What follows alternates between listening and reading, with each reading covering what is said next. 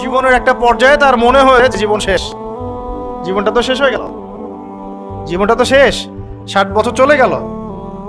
এখন তার রিয়েলাইজেশন হয়েছে না আমাকে নামাজ পড়তে হবে। দেখেন মসজিদের ভর্তি প্রথম দ্বিতীয় কাতার সব লাল দাড়িওয়ালা সাদা দাড়িওয়ালা, ইয়াং জেনারেশন নাই। ফজরের নামাজে আপনারা এসে দেখেন কি অবস্থা, আর ফজরের নামাজের প্রথম কাতারগুলো ভরে থাকে সাদা দাড়িওয়ালা লোক দিয়ে, সাদা দাড়িওয়ালা লোক দিয়ে ফজরের নামাজের প্রথম কাতার ভর্তি। ইয়াং তোমরা কোথায়? তোমাদের নামাজ পড়তে হয় না? ইয়াং জেনারেশনের তো ফজরের প্রথম কাতারে আসা উচিত নাকি? বৃদ্ধ মানুষ আসতে পারে না, লিফট দিয়ে নামছে, সিঁড়ি দিয়ে নামছে, লাঠি নিয়ে হেঁটে হেঁটে হেঁটে এসে ফজরের নামাজ পড়তে আসছে। কারণ জীবনের একটা পর্যায়ে তার মনে হয়েছে যে জীবন শেষ, জীবনটা তো শেষ হয়ে গেল, জীবনটা তো শেষ, 60 বছর চলে গেল। এখন তার রিয়েলাইজেশন হয়েছে না আমাকে নামাজ পড়তে হবে। দেখেন মসজিদের ভর্তি প্রথম দ্বিতীয় কাতার সব লাল দাড়িওয়ালা সাদা দাড়িওয়ালা, ইয়াং জেনারেশন নাই। আর যারা মাশাআল্লাহ আসছেন আলহামদুলিল্লাহ, কিন্তু পরিসংখ্যান কত? একটা এলাকায় একটা গ্রামে কত % মানুষ নামাজ পড়ে? এটা হচ্ছে পরিস্থিতি, আপনাকে বোঝাচ্ছি কেমন পরিস্থিতিতে আপনি এখন বসবাস করছেন। 1 2 কত % মানুষ যাকাত দেয়? যাকাত ফরজ না ওয়াজিব না সুন্নাত না মুস্তাহাব? কেউ যদি যাকাত অস্বীকার করে সে মুসলমান থাকবে না? থাকবে না। বহু শিল্পপতি কোটিপতি বাংলার মাটিতে আছে, লক্ষ কোটি কোটি টাকা, মানে কোটি কোটি টাকার বিজনেস, মিলস, ইন্ডাস্ট্রিজ, ফ্যাক্টরিজ, যাকাত দেয় না। সুবহানাল্লাহ। মাঝে মাঝে দান সদকা করে, মসজিদে অনুদান দিচ্ছে, মাদ্রাসার অনুদান দিচ্ছে, ওয়াজ মাহফিলে অনুদান দিচ্ছে, যাকাত দেয় না। অনুদান আপনার উপর ফরজ না যাকাত ফরজ? অনুদান না দিলেও কোনো গোনা নাই। মসজিদে সাহায্য চেয়েছে, আপনি দিলেন না বা দিতে পারলেন না, গোনা নাই। কিন্তু ফরজ যাকাত না দিলে কি হবে? গুনাহ তো হবে। অস্বীকার যদি করে কুফরি হয়ে যাবে। আবু বকর সিদ্দিক রাদিয়াল্লাহু আনহু নাম শুনেছেন নিশ্চয়ই। তিনি যাকাত অস্বীকারীদের বিরুদ্ধে যুদ্ধ ঘোষণা করেছিলেন। আর যারা ইসলামিক ইকোনমিক্স পড়াশোনা করেছে বা ওয়ার্ল্ড অ্যাফেয়ার্সের ওয়ার্ল্ড ইকোনমিক্স বুঝে, তারা বলতে পারবে আপনাকে, সবাই বলতে পারবে না। এই মানুষগুলো বলতে পারবে যে যাকাত হচ্ছে একটা অর্থনীতির মূল ভিত্তি। এটা ঠিকঠাক মতো যদি একটা নেশন দেয় তাহলে ওই জাতির মধ্যে দারিদ্রতা আসবে না ইনশাআল্লাহ। আমাদের এখানে এত দারিদ্রতা কেন হচ্ছে? কেন এত ইনফ্লেশন? কেন এত এই, কেন সেই?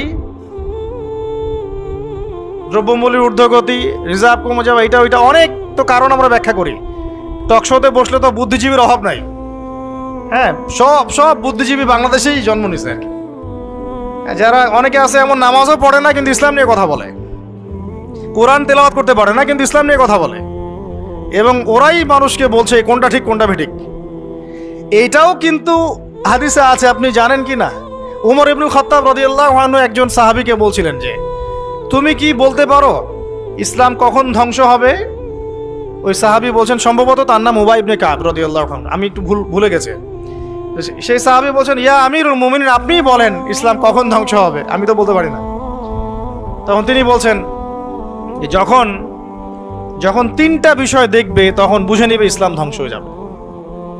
1 নাম্বার, দল্লাতুল আলেম, যখন দেখবে আলেমের পদস্খলন ঘটছে কিনা এখন। 1 নাম্বার কি? দল্লাতুল আলেম, আলেমের পদস্খলন ঘটছে, এখন এটা হচ্ছে কিনা। আর আমি রিকোয়েস্ট করি, আপনি সনদ অর্জন করেছেন, আপনি ব্যাকরণ খুব ভালো বোঝেন, তাফসীর করতে পারেন, আপনি মুহাদ্দিস মুফতি হয়েছেন, আলহামদুলিল্লাহ। আল্লাহর ওয়াস্তে এই অহংকারটা নিয়ে কবরে যায় না। আলেমদেরকে বলছি, বিনয়ের সাথেই বলছি, এই অহংকারটা নিয়ে কবরে যায় না। অনেকের মধ্যে দেখেছি ডিগ্রি, সনদ, সার্টিফিকেট সবই আছে, কিন্তু আখলাক নাই, নববী আখলাক, চরিত্র সেটা নাই, কিন্তু সনদ আছে। অনেকের ভিতরে কেবর আছে, জ্ঞানের অহংকার, এটা নিয়ে কবরে যায় না। অনেকের মধ্যে আছে হিংসা, এটা তো অনলাইন খুললেই বুঝতে পারতেন। যে ভাষায় একজন আলেম আরেকজনকে গালিগালাজ করতেছে অনলাইনে, এটা কোনো মুনাফিকেরও ভাষা হতে পারে না। এই ভাষায় মুনাফিকরাও একে অপরকে গালিগালাজ করে না। এখন এমন ভাষায় আমরা গালিগালাজ করছি একজন আরেকজনকে অনলাইনে, খেয়াল করে দেখেন। এগুলো দেখে কি সাধারণ মানুষ আমাদেরকে ভালো বলবে মনে করেছেন? বরং সাধারণ মানুষের ইসলাম সম্পর্কে বিরূপ ধারণা সৃষ্টি হয়। আর কিছু মানুষ আছেন, ওলামা ইকরামদের মধ্যে আল্লাহর ওলি, একদম আল্লাহর ওলি। তারা না এসব ফিতনা আছে না ফাসাদের মধ্যে, তারা আছেন বলেই দিন টিকে আছে। তাদেরকে খুঁজে পাওয়া একটা চ্যালেঞ্জ, তাদেরকে খুঁজে পাওয়া কি একটা চ্যালেঞ্জ। আল্লাহ পাক যেন মিলিয়ে দেন, আমিন। তো যেটা বলছিলাম, 1 নাম্বার ইসলাম ধ্বংসের কারণ হবে উমর রাদিয়াল্লাহু আনহু বলছেন দাল্লাতুল আলেম, আলেমের পদস্খলন। 2 ওয়াল আইম্মাতুল মুদিল্লিন, শাসক বর্গের পদস্খলন, পথভ্রষ্ট শাসক। এটা সারা বিশ্বে আছে না এখন, দেশে দেশে, উপমহাদেশে উপমহাদেশে, জেলায় জেলায়, গ্রামে গ্রামে পথভ্রষ্ট শাসক দিয়ে ভর্তি হয়ে গেছে। এখন শাসন কার্য চালানোর অধিকার আপনার কোথায় যখন আপনি নামাজই পড়ছেন না? উমর রাদিয়াল্লাহু আনহু শাসক ছিলেন না? উমর ইবনুল খাত্তাব শাসক ছিলেন কিনা? তো তিনি নামাজ পড়তেন না? তা আপনাকে জানাজার নামাজেই প্রথম দেখা যায় কেন? এর আগে কোথাও দেখা যায় না, পরেও দেখা যায় না কেন? সুবহানাল্লাহ। উমর ইবনুল খাত্তাব রাদিয়াল্লাহু আনহু কি ইমামতি করতে পারতেন না? পারতেন কি না? ইমামতি করা অবস্থাতেই তো তাকে শহীদ করা হয়েছে, তাই না? তাহলে আপনি ইমামতি করতে পারেন না কেন? কে আপনার মাথায় বুঝ দিল যে ধর্ম এক জিনিস, রাজনীতি এক জিনিস? সুবহানাল্লাহ। কেন একজন পলিটিক্যাল নেতা সে কোরআন তেলাওয়াত করতে পারবে না? সে ইমামতি করতে পারবে না? ধর্ম কি, আমাদের ধর্মটা কি ওই নাকি বুদ্ধিজম, জিউজিজম, ইহুদিদের ধর্ম, খ্রিস্টানদের ধর্ম, বৌদ্ধ ধর্ম, যেখানে সব আলাদা আলাদা, সংস্কৃতি আলাদা, অর্থনীতি আলাদা, রাজনীতি আলাদা, ধর্ম আলাদা? আমাদের থেকে এরকম জগা খিচুড়ি ধর্ম নাকি? নাকি কোরআনের এই কিতাবের মধ্যে আল্লাহ পাক সব নাজিল করেন নাই? এই কিতাবটা হাতে নিয়ে একটু বলুক দেখি যে এই কিতাবের মধ্যে সব নাই। কত বড় কলিজা আছে, আল্লাহর সামনে দাঁড়িয়ে বলুক যে এই কিতাবের মধ্যে আল্লাহ তুমি সব নাজিল করো নাই, তাই আমার এগুলো দরকার হচ্ছে। এই কথা বলার সাথে সাথে ঈমান চলে যায় মানুষের, যদি কেউ মনে করে যে এই কিতাবের মধ্যে এবং সুন্নতের মধ্যে আল্লাহ সব দেন নাই। তো আমার কথা রাগ করেন না, আমি আপনার নসিহত, আমি আপনার কল্যাণ কামনা করি। আমরা চাই যে আমরা সবাই একসাথেই জান্নাতে যাই, কিন্তু এভাবে হবে না। যেভাবে আমরা ব্যাখ্যা করছি ইসলামকে, এভাবে হবে না। আমরা ব্যাখ্যা করছি ইসলামের অর্থনীতি নাই, ইসলাম ওই নামাজ রোজা হজ জাকাত চলবে, তাসবিহ তাহলিল চলবে, অর্থনীতিতে আমি যা ইচ্ছা তাই করবো, অর্থনীতিতে আমি যা ইচ্ছা তাই করবো, সুদ খাবো, ঘুষ খাবো, দুর্নীতি করবো, যা ইচ্ছা তাই করবো। এই ব্যক্তি মুসলিম নয়। আবার অনেকে মনে করছেন কোরআন সুন্নায় আমরা নামাজ রোজা হজ জাকাত এগুলো করব, সংস্কৃতির মধ্যে ইসলাম আনার দরকার নেই, ওটা আমি বুঝবো আমার মতো করে, কি পোশাক পরবো কি করবো না, কোন পোশাক পরা যাবে কোনটা যাবে না, হ্যাঁ কোথায় নাচবো কোথায় গাবো কোথায় ঢাকঢোল পিটাবো, এটা আমরা বুঝবো। ইসলাম এটা নিয়ে কথা বলতে পারবে না। এটাই কি আপনার চিন্তা চলতো না? আর অনেকে বলছে শিক্ষা নিয়ে ইসলাম কথা বলবে কেন? আমরা যা ভালো বুঝি সেটাই। আপনি তাসবিহ তাহলিল করেন, নামাজ রোজা হজ জাকাত করেন, এটাই কি ইসলাম? শিক্ষার আয়াত দিয়ে ওহী শুরু হয়েছে, ইকরা বিসমি রাব্বিকাল্লাযী খালাক। কোরআনের পরতে পরতে জ্ঞান আর জ্ঞান, জ্ঞান আর জ্ঞান। এটা তো বাহার, কাল বাহার, সমুদ্রের মতো, যার এক ফোঁটাও আমরা অর্জন করতে পারি নাই। কোনো আলেম দাবি করতে পারে না যে আমি কোরআনের গভীরে ঢুকে গেছি। সবাই বলে যে আমি এক ফোঁটাও অর্জন করতে পারি নাই।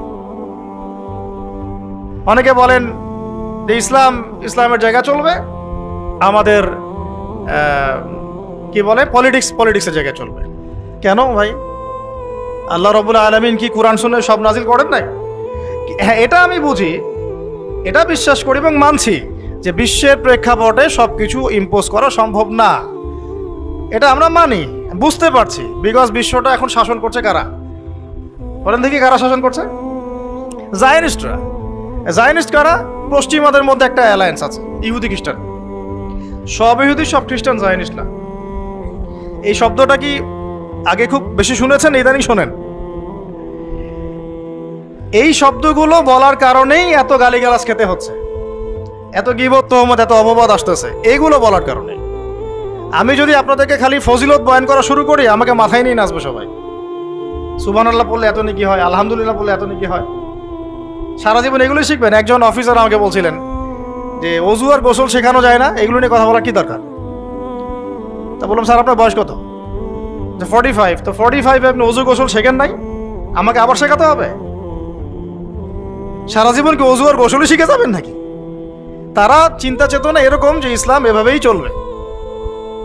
পুরো বিশ্বটা নিয়ন্ত্রণ করতেছে এখন এরা। শুধু কি বিশ্বের পলিটিক্স থেকে শুরু করে অর্থনীতি, সমরনীতি, অস্ত্রশস্ত্র, মিডিয়া, প্রযুক্তি সবই নিয়ন্ত্রণ করতেছে। এই অবস্থাতে তো আমরা আসলে 100% ইসলাম পালন করতে পারছি না, এটা সত্য কথা। কিন্তু আপনার আকীদা, বিশ্বাস তো থাকবে যে না, ইসলাম পরিপূর্ণ। এখন পারছি না, ইনশাল্লাহ চেষ্টা চালিয়ে যাব। আজকে পারতেছি না, 100 বছর পরে পারবো ইনশাল্লাহ। এরকম তো চেতনা থাকতে পারে নাকি? আর যদি গা ঢিলা দিয়ে দিই, আরে এখন আর সম্ভব না, এখন ইসলাম শুধু আমি নামাজই পড়বো, আর কিছু করার নাই, আমার কিছু বলাও যাবে না, জনমত তৈরি করা যাবে না, তাহলে তো আর কিছু হলো না। বিগত 100 বছরে আমাদের এই অবস্থা হয়েছে। এটাকে আমরা বলি, আমরা ওয়ার্ল্ড অ্যাফেয়ার্সের ভাষায় বলি যে মনস্তাত্ত্বিক পরাজয়। কি এটা? মনস্তাত্ত্বিক পরাজয়। আমরা হেরে গেছি, মনস্তাত্ত্বিকভাবে হেরে গেছি। তো ইনশাআল্লাহ আল্লাহ পাক আমরা যদি সফল নাও হই, আল্লাহ পাক ইনশাআল্লাহ এমন জেনারেশন নিয়ে আসবেন যারা সফল হবে। অ্যাটলিস্ট শুনে রাখা উচিত যে পরিস্থিতি কেমন এবং সমাধানের পথ কি। আমরা করতে না পারে আমাদের বাচ্চারা করবে, না হলে তাদের বাচ্চারা করবে। আপনারা একটা জিনিস দেখেন, আমি একটু আগে শাহরুখ খান, সালমান খানের কথা বলছি না, এখন আপনি কিছু মুভিজ দেখেন, এখন কিছু মুভিজ রিলিজ করা হচ্ছে, আমি দেখিনি, শুনেছি এবং কিছু কিছু ভাই আমাকে জানিয়েছে যে এখন এমন কিছু মুভিজ রিলিজ করা হচ্ছে যেগুলো দিয়ে বোঝানো হচ্ছে মুসলমানরা খারাপ, মুসলমানদের শাসনটা খারাপ ছিল পুরো বিশ্বে, স্পেশালি সাবকন্টিনেন্টে। তারা বোঝাতে চাচ্ছে, ওদের জেনারেশনকে তারা শিক্ষা দিতে চাচ্ছে, মুসলমানরা যারা সারা বিশ্ব শাসন করেছিল, মোগলরা, আফগানরা, হ্যাঁ, টার্কিশরা ইত্যাদি ইত্যাদি, এরা ভালো ছিল না, এদের সময়ে মানুষ জুলুমের শিকার হয়েছে। এখন যেখানে মুসলমান পাবা ওদেরকে ডমিনেট করবা এবং তোমরা এদের বিরুদ্ধে তোমাদের আন্দোলন চালিয়ে যাবে। এটা কিন্তু ওরা শিখাচ্ছে মুভির মাধ্যমে। এখন এমন মুভিজ বের করতেছে ওরা দিন দিন, আপনারা জানেন এগুলো, হয়তো আপনারা ঘাটাঘাটি করলে আপনারা পাবেন চোখের সামনে। আমার কাছে তথ্য আসছে, আমি খালি বলবো। তো এগুলো সংস্কৃতি দিয়ে ব্রেন ওয়াশ করা হচ্ছে মানুষের, এবং ওদের মতাদর্শী যারা, ওদেরকে ইন্সপায়ার করা হচ্ছে যে মুসলমানদের এগেনস্টে তোমরা অবস্থান নাও, শক্ত হও। আর আমরা ওই যে টিকটক, ওই যে ফেসবুক, ওই ইউটিউব স্ক্রলিং, নামাজের নাম নাই, কোরআন তেলাওয়াত তো নাই, কোরআন পড়তেও জানে না, হাদিসের কিতাব কখনো খুলেও দেখে না। সপ্তাহে একদিন করে যে একজন আলেমের কাছে গিয়ে একটু বসবে, পরামর্শ করবে, হুজুর কি অবস্থা, আমি কিভাবে চলবো, এইটুকু ফিকির নাই। মাথায় ঢুকিয়ে দেওয়া হয়েছে মেয়ে, নেশা, একটু পলিটিক্যাল পাওয়ার জন্য মারামারি করা, হকি স্টিক নিয়ে মারামারি করা, 2-4 টাকা মারতে পারলে পদ উন্নত হবে। হ্যাঁ, আমি ভাই সোজা সাপটা কথা বলার মানুষ, আপনার ভালো লাগলে লাগলো, না লাগলে কিছু করার নেই। এগুলোই হচ্ছে। কিন্তু আমি আপনার শুভাকাঙ্ক্ষী, আমি আপনাকে ঘৃণা করি না, আমি আপনাকে ভালোবাসি, মহব্বত করি বলেই কথাটা বলছি। আমরা যাকে মহব্বত করি তাকে শাসন করি। আমি আমার সন্তানকে খুব মহব্বত করি, কিন্তু ওকে আমি শাসন করি। কেন তুই এটা করতে গেলি? এটা ভালোবাসা থেকেই বলি।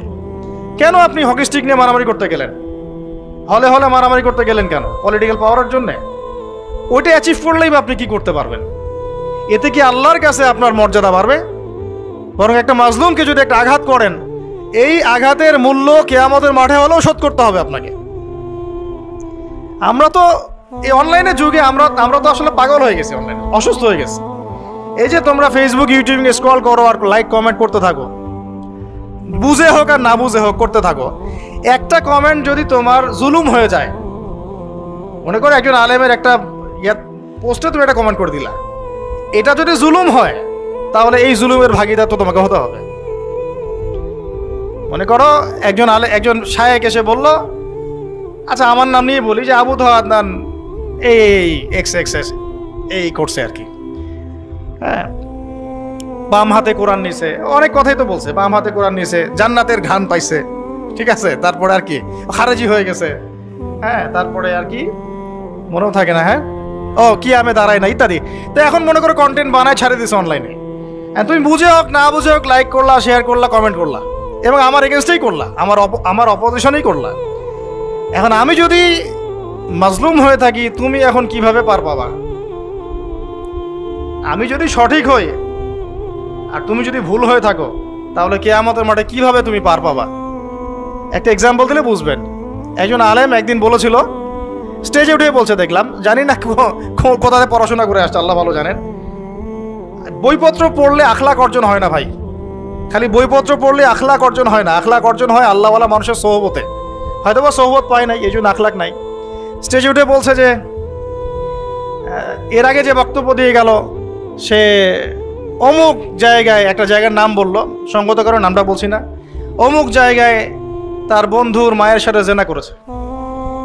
আমার কথা বলল, বন্ধুর মায়ের সাথে জেনা করেছে, আমার ব্যাপারে বললো এই কথাটা। এখন এই কথাটা অনলাইনে সে ছড়িয়ে দিল সবার সামনে। এখন যদি 1 লক্ষ মানুষ এটা দেখে থাকে, শুনে থাকে, তাহলে এই 1 লক্ষ মানুষের গুনাহ আর এই অপবাদ আর এই গীবতের ঋণ সে কিভাবে শোধ করতে পারবে? এটা কি সম্ভব? এই কথাটাকে ফিরে নেওয়া সম্ভব? আর এই হলো অনলাইন। একটা এক্সাম্পল দিয়ে বোঝালাম, আমার ক্ষেত্রে বোঝালাম, আপনার যদি বুঝতে সুবিধা হয়। অতএব খুব সাবধান, এখানে বিচরণ লিমিটেড পরিসরে করবেন, যতটুকু কল্যাণ নিয়ে বের হয়ে চলে আসবেন। এর মধ্যে যদি বিচরণ করতে থাকেন আপনি ঘন্টার পর ঘন্টা, এবং বুঝে না বুঝে এই কাজগুলো করতে থাকেন, গীবতের, তোহমতের, অপবাদের এত এত গুনার পাহাড় ঘাড়ে আসবে যেটা আপনি আর শোধ করতে পারবেন না। একটা গুনাহ যদি মানুষের সাথে সম্পৃক্ত হয়, ওই ঋণ শোধ না করা পর্যন্ত জান্নাতি ব্যক্তি জান্নাতে ঢুকতে পারবে না। মনে করেন আমাদের ভাই আব্দুল্লাহর জান্নাতের ফয়সালা হয়ে গেছে, কথার কথা মনে করেন, কিন্তু ভাই কাউকে গালি দিয়েছিল, কাউকে অপবাদ দিয়েছিল, কারো কাছ থেকে টাকা পয়সা নিয়েছে, দেয়নি ফেরত, বা ইত্যাদি ইত্যাদি ইত্যাদি। মানুষের সাথে সম্পৃক্ত কোনো হক আছে, মানুষের সাথে সম্পৃক্ত কোনো হক আছে। জান্নাতে যাওয়ার আগেই একটা জায়গায় দাঁড় করিয়ে দেওয়া হবে, দাঁড়াও, ফয়সালা তো হয়ে গেছে, তাহলে এখন দাঁড়াও। কেন? ফেরেশতাদেরকে দিয়ে বলানো হবে যে অমুকের এই ঋণ বাকি আছে, অমুকের এই গালির ঋণ বাকি আছে, অমুককে তুমি এই বাজে কথা বলছিলে এটা বাকি আছে, অমুককে অপবাদ দিয়েছিল এটা বাকি আছে। সবাই এখন সামনে আসা শুরু করবে একে একে। বেচারার কিন্তু আমল অনেক ছিল, একদম উহুদ পাহাড়ের সমান নেকি নিয়ে এসে উঠছে। এবার ওখানে কি শোধ করার কোনো সুযোগ আছে? কোনো সুযোগ আছে? ব্যাস, এবার আল্লাহ পাক বলবেন এর আমল নামা থেকে নেকি দিয়ে দিয়ে এই ঋণগুলো শোধ করে দাও। ওই ব্যক্তির আমল নামা থেকে নেকি দেওয়া হবে, যাকে গালি দিয়েছে ওকে, যার গীবত করেছে ওকে, যাকে তহমত দিয়েছে ওকে, যাকে অপবাদ দিয়েছে সবাইকে নেকি দেওয়া হবে। দিতে দিতে দিতে নেকি শেষ যদি হয়ে যায়, তখন না, নেকি শেষ হয়ে গেলে ওদের গোনা আবার এর ঘাড়ে চাপানো। আল্লাহ রাব্বুল আলামিনের বিচার একদম সূক্ষ্ম। আল্লাহ পাক কিন্তু গফুর রহিম, একই সাথে শাদীদুল ইকাব। আল্লাহ পাক পরম করুণাময়, অসীম দয়ালু, আবার কঠিন শাস্তিদাতাও বটে। আল্লাহ পাক কারো প্রতি জুলুম করেন না, 1 জাররা পরিমাণ জুলুম হবে না। অন্য হাদিসে আসছে একটা শিংওয়ালা ছাগল দুনিয়াতে একটা শিং ছাড়া ছাগলকে গুতা দিয়েছিল। আমার শিং আছে, ওই যে পাওয়ার আছে আমার, দিলাম তোকে গুতা। এটাই তো কাজ দুনিয়ার, যার কাছে পাওয়ার আছে, আমার কাছে পাওয়ার আছে, নে তোকে গুতা দিলাম। ওই ছাগলও ওই কাজ করছে। আল্লাহ পাক কিয়ামতের মাঠে ওই শিংহীন ছাগলকে শিং দিয়ে বলবেন এবার একে গুতা দিয়ে পরিশোধ করো। হিসাব এতটুকুই, এরপরে ওরা মাটি হয়ে যাবে, জান্নাতও নাই জাহান্নামও নাই। ওরা তো বেঁচে গেল, ও তো বেঁচে গেল নাকি, গুতা খেয়ে বেঁচে গেল। এবার এই ব্যক্তি সমস্ত আমল নামার গোনাগুলো এবারে ঘাড়ে চাপানো হবে। তখন দেখা যাবে যে শুরুতে অনেক নেকি নিয়ে উঠেছিল, কিন্তু পরে এই ব্যক্তি জাহান্নামে চলে গেল, ওরা জান্নাতে চলে গেল। আমরা কি এটা চাই? ভাই আল্লাহর সাথে যত পাপী থাকে থাক, এটা একটা সেজদায় মাফ হতে পারে ইনশাআল্লাহ। আল্লাহ পাকের সাথে অনেক পাপ আছে আমাদের, মনে করে নামাজ পড়ি নাই, রোজা রাখি নাই, যাকাত দেই নাই, ইত্যাদি ইত্যাদি অনেক পাপ, আল্লাহর হক অনেক নষ্ট করেছে। একটা সেজদা যদি কবুল হয়ে যায়, একটা ইস্তেগফার যদি কবুল হয়ে যায়, ইনশাআল্লাহ সব গুনাহ মাফ হয়ে যাবে। কিন্তু মানুষের সাথে জড়িত যদি গুনাহ থাকে, এই যে গীবত, তহমত, অপবাদ ইত্যাদি ইত্যাদি, কারো সম্ভ্রমহানি করেছেন, কাউকে বেইজ্জত করেছেন ইত্যাদি, এই দুনিয়াতেই হায়াত থাকতেই